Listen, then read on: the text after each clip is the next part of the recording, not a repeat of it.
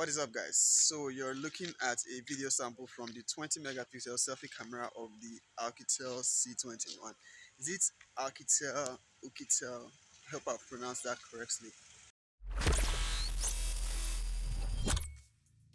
What is up, guys? The name is Easy and welcome to the channel. So the guys at Oukitel were kind enough to send me the C21 for review, and I've had it with me for about 2 weeks, though I started using it proper about a week ago, and I'm actually impressed.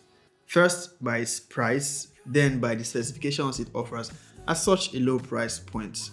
Also, I should mention why this device has been sent to me for review. This video is not sponsored and nobody has seen this video before it was published on YouTube. You are getting my full undiluted and unbiased opinion about this device. The Oukitel C21 currently retails for just about $100 on AliExpress, and on Amazon you can find it for about $150. On Jumia, you can get it for about 50,000 naira. For that price, you get 4 gigs of RAM, 64 gigs of storage, 1080p display, a Mediatek Helio P60 processor, almost zero bloatware, and no ads. Yep, no ads. So, what exactly is the compromise to offer this device at such a low price point?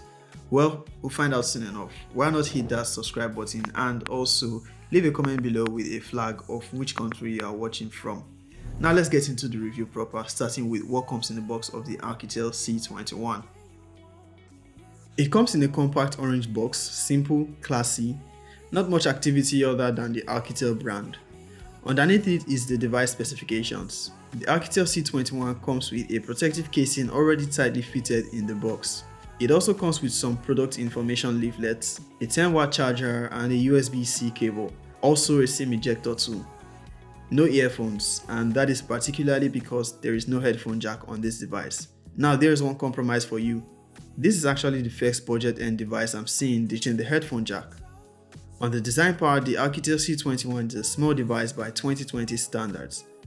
Personally, I think it's just the right size at 6.4 inches. It is also surprisingly lightweight. It has a plastic build and a glossy finish.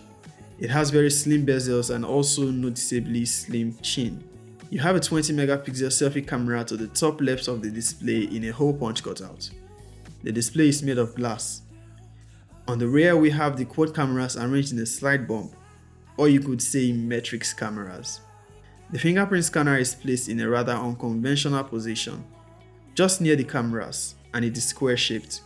Might take some getting used to, but it is easy to reach and it gets the job done, though there is a slight delay to unlock the device. For buttons and ports, at the bottom of the device we have a USB-C port, a speaker grill and microphone. There is no headphone jack. On the right side we have the volume rocker and power buttons. To the left we have a dual nano hybrid SIM card tray which supports a micro SD card for expandable storage. Since it's hybrid, you have to choose between dual SIM cards or a single SIM and micro SD card. At the top there is a sensor, not entirely sure what it is, definitely not an IR blaster. According to the device manual though, it says it's a light sensor. The software on the Oukitel C21 is quite standard and very close to stock Android with very minimal customization. Minimal bloatware and also no ads. I've not encountered any so far. There's no app drawer here, so you are going to need a custom launcher for that. My preference is the Microsoft launcher. The Oukitel C21 currently runs on Android 10. So far it has handled every app I threw at it flawlessly. RAM management is also great. Considering the price this device comes at, you may have low expectations, but so far it has been great value. The use of a 1080p IPS LCD display is one thing to note here. There's barely any device retailing for $100 offering a 1080p display. It is actually a really good looking display. It has a screen to body ratio of 84.5% and a display density of 392 pixels per inch. You also get decent brightness levels. For overall performance, it has pretty impressive benchmark scores both on Antutu and on Geekbench, much thanks to the Mediatek Helio P60 processor. On the GPU, it has a Mali G72. Quite a decent device for gaming, as Part9 played just fine without lags. PUBG Mobile also works fine on default medium settings, but you can also go up to HD and high frame rates with no issues at all. All through my gameplay on the Oukitel C21, it pretty much gave the standard performance. I had no issues.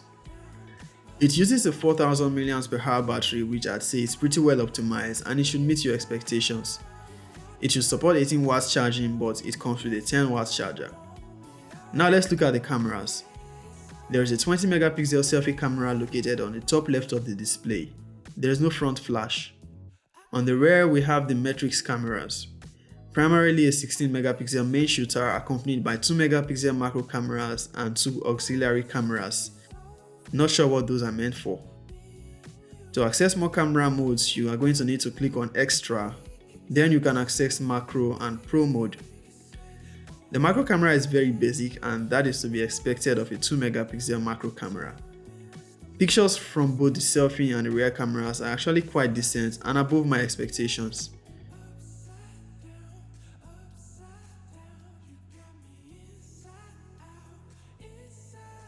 You don't get night mode here, but you can hardly have any complaints seeing that this device comes at a very affordable price point. You already saw the selfie video quality at the start of this video. It can shoot up to 1080p at 30 frames per second from both the front and rear cameras. In summary, the Oukitel C21 is a great value device and it's also very affordable. On performance, it's definitely going to live up to and possibly exceed your expectations. You get a good 1080p display, 4 gigs of RAM, enough storage and a good processor to go with it. But what exactly are you going to be compromising on? No headphone jack, 2 cameras which were unsure the purpose. Also, the camera software could use a bit of work and it gets a little hot while charging even when powered off. I doubt any of these will be deal breakers, especially when you consider the value it brings at a very competitive price. Is there any device that offers the same or better value at also a competitive price point? Do let me know in the comment section. See you in another video. Peace.